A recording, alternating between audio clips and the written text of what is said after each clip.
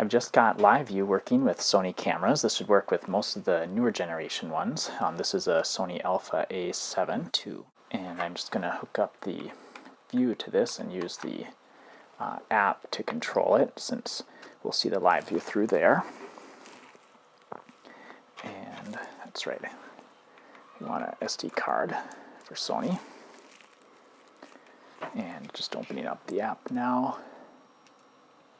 Turn on the camera. Give this a minute to connect. This red bar on top is because I'm also using the phone for microphone recording here.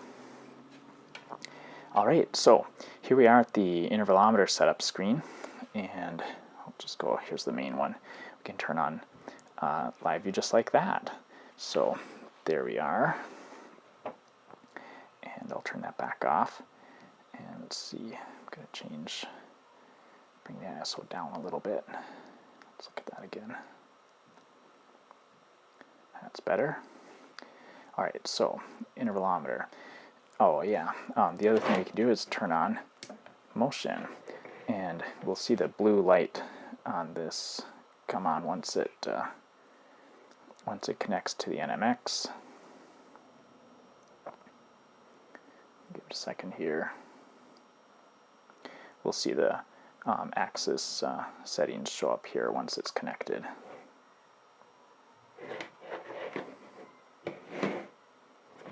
There we go.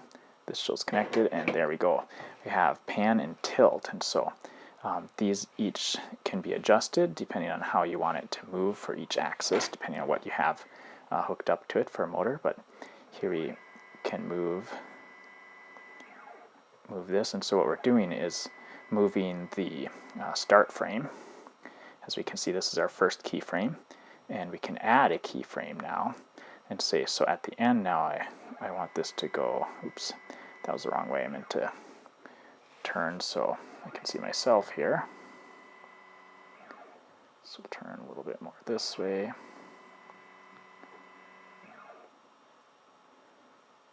There we go. So the one thing with Sony is that it doesn't allow focus from the app. That's just not possible via USB. But when we use this focus, it actually is zooming in from the camera. Let's see if I can get this right. So we get a nice close preview for focusing. So it still can be nice, especially if the camera is in an awkward position on the ground or something with motion equipment. You can be looking at this for getting the focus right, and you can tap on this to zoom in a little bit more and adjust focus further to fine-tune it.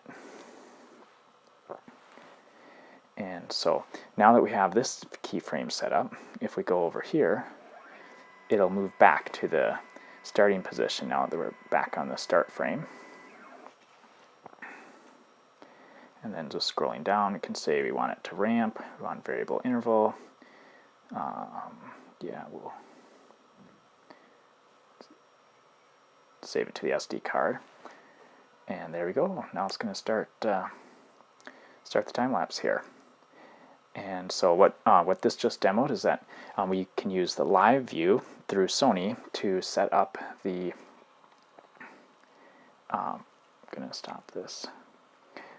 We can use the live view through the Sony to set up motion, which is really convenient because you could also do it when you're not at the camera, if you have a long distance setup or a long-term setup, something like that. So I'm going to stop this. And again, this keyframes screen gives you a nice overview of the starting and ending keyframes. So that's it. I'm excited to see what people do with this. I'm really excited to have finally gotten LiveView working with Sony. It was something that I thought was not possible. The next frontier with Sony is to figure out the Wi-Fi to be able to speed up intervals and do a little bit more there. But that's it for now. I'm excited for this release, and I'll have it out publicly available very soon. Just doing a little bit more testing. Thanks.